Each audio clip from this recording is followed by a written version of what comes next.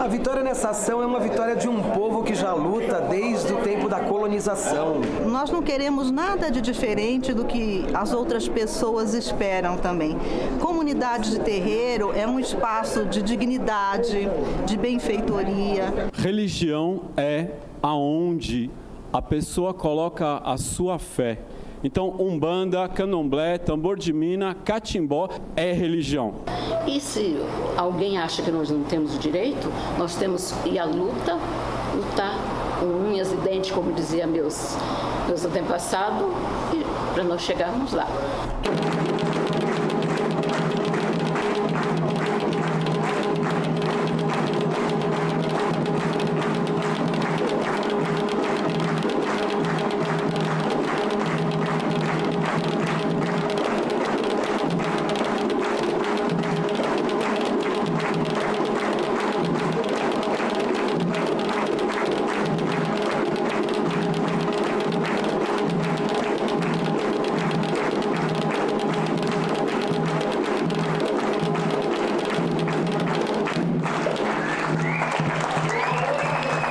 Olá, eu sou Cláudia Alexandre e essa é a voz das religiões afro. Eu estou aqui com o Dr. Edio Silva Júnior. Nós ouvimos um toque ao orixá Xangô, é isso? Pois é, Xangô foi citado no Supremo Tribunal Federal e foi muito bonito ver na fala dos ministros a citação ao Xangô. O símbolo de Xangô remete a um símbolo universal de justiça. E a ideia de senso de justiça num país plural como o nosso significa que todos os grupos humanos, todos os grupos religiosos devem ter igualdade de tratamento, igualdade em dignidade e igualdade de respeito. Portanto, todas as vezes que nós, povo de Axé, nos reunimos, que nós nos indignamos contra a injustiça, todas as vezes que nós denunciamos a intolerância religiosa, nós estamos reverenciando e estamos honrando o legado de Xangô.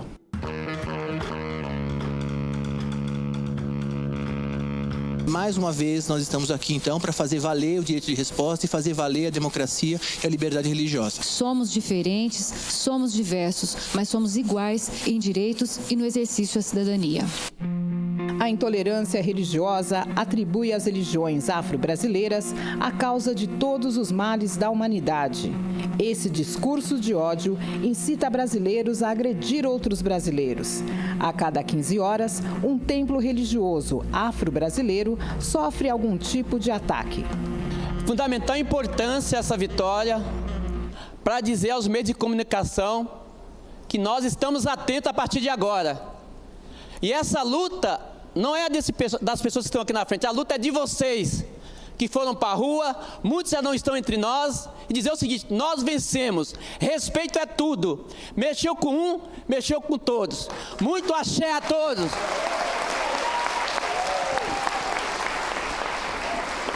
Em 2003, houve uma manifestação na Avenida Paulista de muita saudosa memória, e eu gostaria de saber, Paulo Mansur, quem esteve lá em 2003? Quem esteve lá? Olha que maravilha, o tanto de pessoas estiveram lá. E eu queria falar com Mãe Carmen de Oxum. Queria ver minha mãe, primeiro de tudo, sua bênção. Segundo de tudo, o que a senhora achou daquele dia? Quais as lembranças que a senhora pode trazer para a gente daquele dia?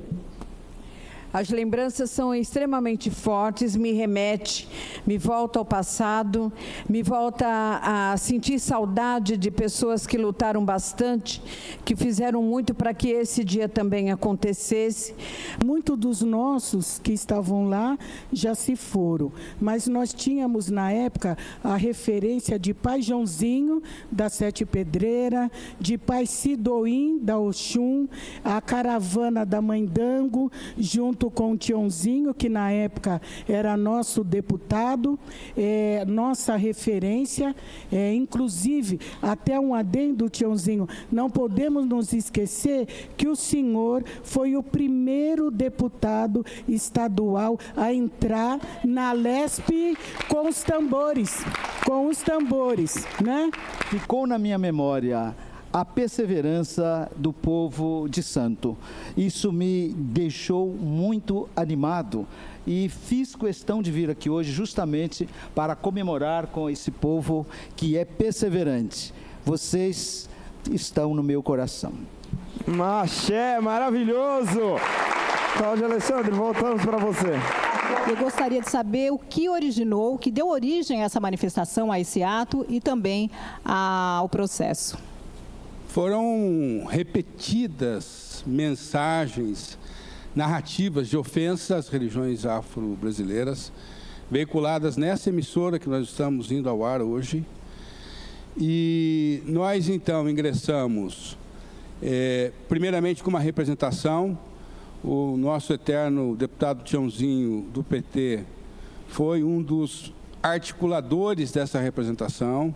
Por meio da representação, esta emissora e a outra emissora, que é parte nação, recusaram um pedido administrativo de resposta. E, então, em parceria com o Ministério Público Federal, nós ingressamos com um direito de resposta coletivo, que talvez tenha sido uma das ações que mais tempo se prolongou no Brasil, porque na primeira instância ela levou 15 anos para ser julgada e depois mais 2 anos de apelação. E aí nós, então, ao invés de aguardar que os recursos para Brasília fossem julgados, por iniciativa do Ministério Público Federal, nós assinamos um acordo, e é o acordo que garante que essa resposta hoje vá ao ar. Não é uma ação simples, é uma ação de relativa complexidade processual, isto é, quem deve julgar, se deve executar agora, etc. São vários aspectos processuais que normalmente acarretam uma demora maior. Eu fiquei a pensar, foi uma ideia que me ocorreu, se mesmo agora, a essas alturas do campeonato, tanto tempo depois, e já no âmbito do tribunal, se não havia espaço para, quem sabe, a gente tentar um acordo. O professor Edio, e nós nos reunimos também com lideranças, né, das religiões de matriz africana, foi uma conversa assim, muito sincera, muito bacana. Eles disseram que a gente podia tentar esse acordo. Eles liberaram. Eu, então, liguei também para a parte adversa, para o pessoal ligado à Rede Record, e também aqui eu fiquei muito surpreso, porque eu encontrei, assim, uma acolhida muito grande, né? Achei que eles estavam, assim, muito dispostos a conversar, gostariam de saber quais seriam os termos do acordo. Nós estávamos claramente na perspectiva de que um acordo implica sempre cedências recíprocas, quer dizer, haveria perdas, né? Mas nós estávamos mais preocupados com os ganhos. Pai Alabi, eu queria que o senhor falasse da religião. Para um religioso ter recebido aquelas ofensas. Muitos traumas, né? Muitos traumas, eu acredito que não só para mim, como sacerdote da religião, mas para muitos dos meus irmãos que tinham que ouvir, né? Aquelas ofensas, né?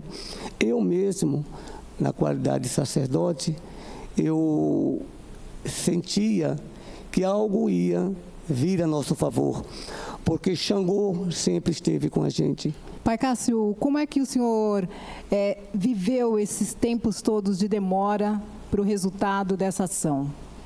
Quando o doutor Edio, quando o Tiãozinho, quando todos os presentes se movimentaram, eu tinha uma enorme esperança que nós iríamos vencer. Eu sabia da dificuldade, mas a esperança é algo que cala fundo dentro do coração do povo do santo, do umbandista. Então um dia viria a vitória. Tardou, mas chegou. Perfeito. Doutor Daniel. Então, eu até queria ressaltar essa dimensão também, porque havia um ineditismo nessa tese também, e que inclusive ficou cristalizado no julgamento no TRF, isso independentemente do acordo, isso está lá como julgado, que é um direito de resposta manejado pela tutela coletiva. O que é esse palavrório jurídico? É você optar coletivamente por um direito de resposta a partir da Lei de Ação Civil Pública. De fato, quando a gente pensa coletivamente o exercício de direitos, é que a gente pode chegar mais longe. Por isso que eu estou muito emocionado. O desafio hoje aqui foi segurar a emoção, depois de tanto tempo, depois de toda essa história de luta, e a gente coletivamente ter um desfecho que finalmente vai para o ar. A polícia corria atrás e descia o couro em quem era da Umbanda ou Candomblé, né? Nós não podemos retroceder nas conquistas e nos direitos. O mundo atual exige de nós determinação, disposição de luta, no sentido de não permitir nenhum retrocesso, nenhum passo atrás na proteção do direito à vida e na garantia da liberdade religiosa. Nós estamos pedindo que vocês nos conheçam para depois vocês saberem o que falar sobre a nossa religião. Venha perguntar para nós que vocês vão saber que a nossa religião é tão boa quanto qualquer outra. Axé. Doutor Edio, havia alguma possibilidade de não ganhar a ação? Nós estávamos lutando contra emissoras poderosas que contratam bancos de advogados pelo país, não é? Que tem influência na política, que tem influência nos palácios do governo. E quem nós éramos contra esse poderio? Nós éramos pessoas que acreditavam na justiça, mas que os advogados nem de longe têm condições materiais e econômicas de fazer frente ao poderio que essas emissoras têm. Eu diria que foi uma luta de Davi contra Golias. A junção da pressão política do povo de Axé e a destreza dos advogados é que evitaram o não. Mas nós, com certeza, poderíamos ter morrido na praia, tanto que a ação na primeira instância levou 15 anos até ter uma sentença. Obviamente, a pessoa que não se sente contente com a decisão judicial de primeira instância sobe para o tribunal e assim sucessivamente. Nós achávamos que eles estavam dentro do direito, mas você veja bem, nós discutimos liminarmente, 13 anos. Esse processo desceu da maior corte do Brasil, voltando para a primeira instância para julgar mérito. Mérito ganhamos também. Subimos para o tribunal, fizemos sustentação oral no Tribunal Regional Federal aqui de São Paulo, ganhamos também por votação unânime. Por votação unânime, foi assim um sucesso. E dali para cá achávamos que mais um recurso para mais alta corte iria demorar muito, porque essa ação é uma ação que diz respeito à nossa religião, a Umbanda e o Candomblé. Não é uma religião que não é um assunto de interesse da sociedade. Portanto, essa ação iria ficar lá um bom tempo. Então nós procuramos fazer um acordo, tá entendendo? E por fim a essa demanda. O que explica essa extensão, esse longo período de espera para essa solução, para que a gente esteja agora vivendo esse direito de resposta?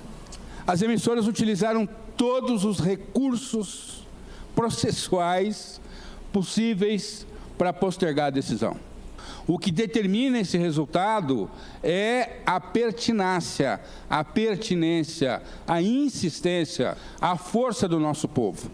Quando o povo de Axé tomou o Tribunal Regional Federal, foi um dia histórico. O Pai Alabi vai lembrar que a presidente da 9ª turma, que é uma das desembargadoras federais mais antigas da casa, saiu da sua poltrona e foi no outro andar cumprimentar o povo de Axé.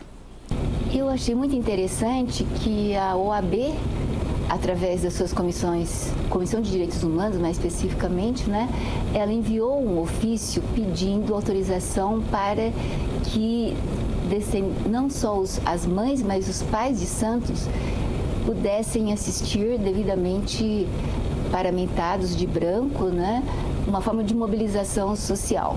Isso foi autorizado pela presidente e eles ficaram num auditório, não no próprio recinto do julgamento, mas com telões. E foi um momento histórico, a gente considera isso como um movimento histórico, aqui no tribunal também, né? É interessante nesse processo que ele permite um enfrentamento de várias questões constitucionais, né? A liberdade de expressão, o direito à imagem, o direito à honra. Então, essa jurisprudência, esse julgamento pode impactar, sim, outros direitos constitucionalmente protegidos. A liberdade religiosa, a laicidade do Estado, né, o princípio da laicidade do Estado, É um princípio que surge logo depois da primeira Constituição republicana. Não se deixe abater pela opressão e lute pelo seu direito, porque ele está acima de tudo. O direito que você tem de professar sua fé, o direito que você tem de praticar o rito de sua fé, o direito que você tem de expressar a fé que você tem, ela é igual para absolutamente todos e ninguém pode impedir isso. Bom, eu vou perguntar para todos o que mais precisa ser feito para que a gente acredite sempre na justiça de Xangô. Cada vez mais a gente não pode deixar passar. Então, mais do que a gente está fazendo aqui hoje é fundamental, que a gente sim se encontre mais, mas cada vez mais pensando várias dimensões, quando a gente pensa o racismo religioso, quando a gente pensa outras questões também, para que a gente não deixe passar. Perfeito. Pai Alabi, o senhor. Eu queria dizer o seguinte, que a nossa religião, né, o nosso candomblé, é um candomblé de todos, do negro, do amarelo, do branco. Veja quantos brancos tem aqui e quantos brancos têm defendido a nossa religião. Então, houve essa mudança muito grande nas nossas casas de candomblé. E não sei se fugir da sua pergunta, mas isso aqui estava aqui dentro e eu precisava falar. O senhor, Pai Cássio. Para que a força de Xangô se faça valer, é necessário que cada um de nós aqui presentes, foi necessário que aqueles que já se foram, será necessário que aqueles que virão tenham fé. A fé é o que nos move e é o que nos dá a certeza que a força de Xangô e dos orixás jamais irá falhar. Tá certo. O senhor mesmo. A pluralidade é a nossa marca característica. Isso não nos faz diferentes nem inferiores em relação a qualquer outra religião. O que nós vamos fazer com essa pluralidade é que pode nos fortalecer.